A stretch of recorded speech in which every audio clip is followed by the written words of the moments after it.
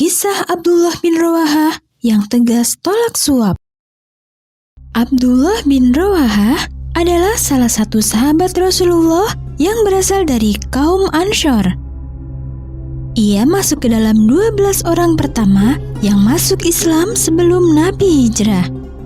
Abdullah bin Rawahah pandai dalam membuat syair. Kepandaiannya itu membuat ia terkenal di kalangan muslimin hingga membuat Rasulullah mengagumi kemampuannya. Selain terkenal karena kemampuan syairnya saja, Abdullah juga pribadi yang jujur dan tegas.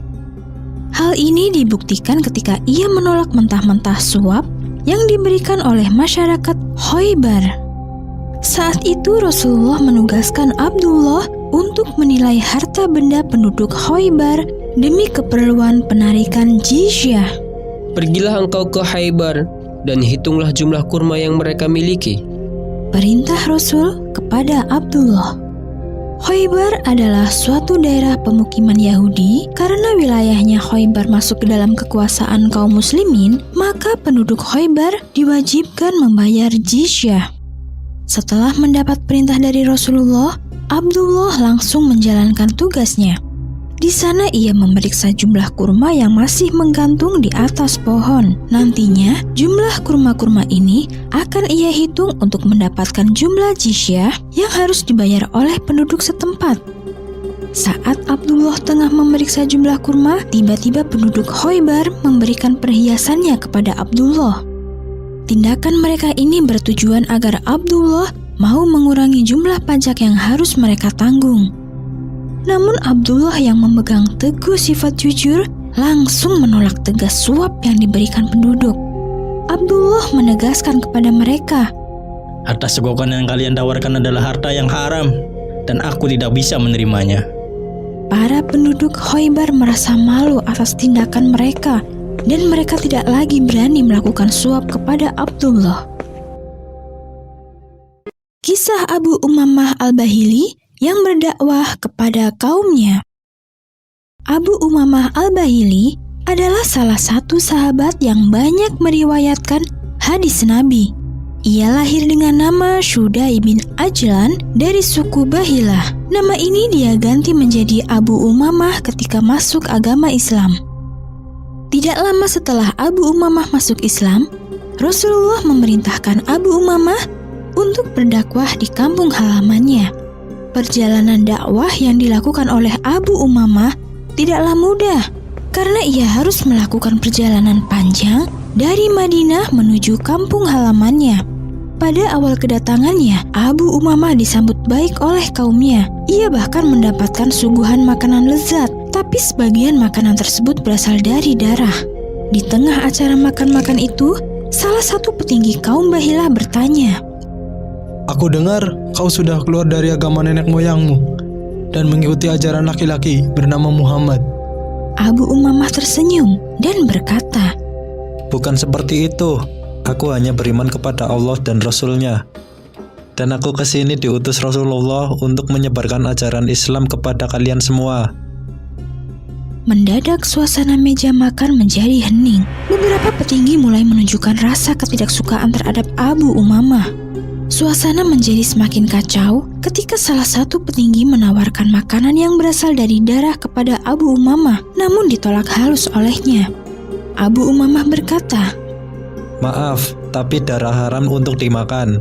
Selain itu, tujuan saya kemari juga untuk melarang kalian memakan darah dan mengikuti ajaran Rasulullah."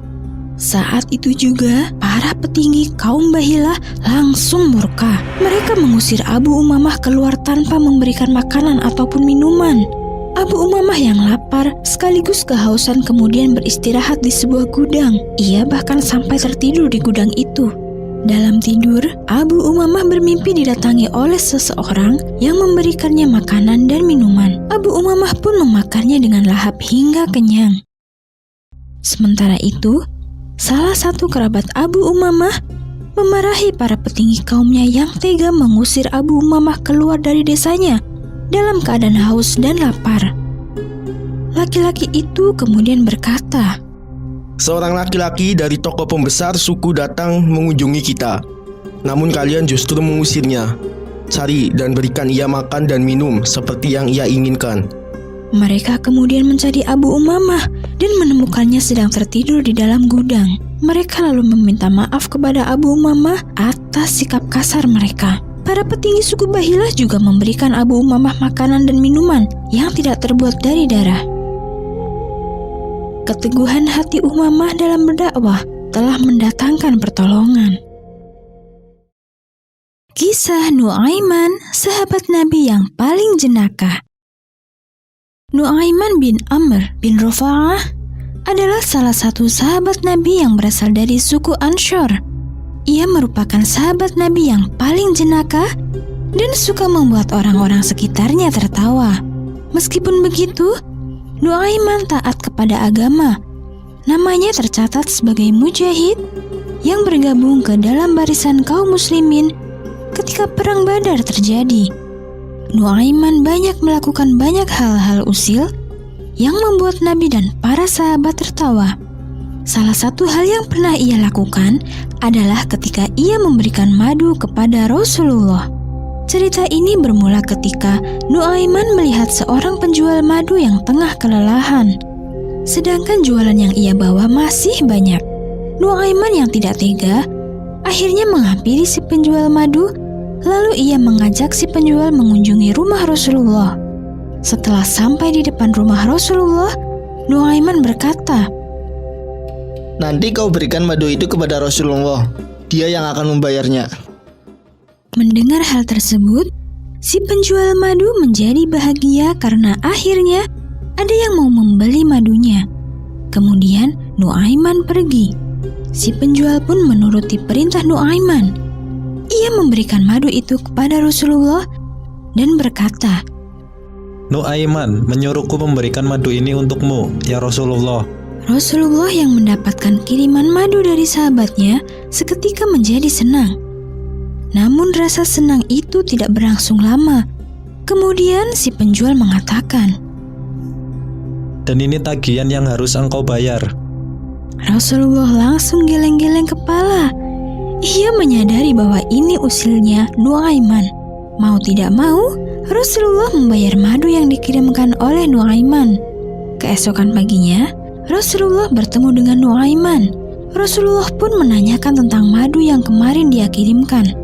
Nu'aiman dengan wajah menunduk menjawab, "Saya ingin membantu penjual madu itu, tapi saya tidak punya uang untuk membayarnya.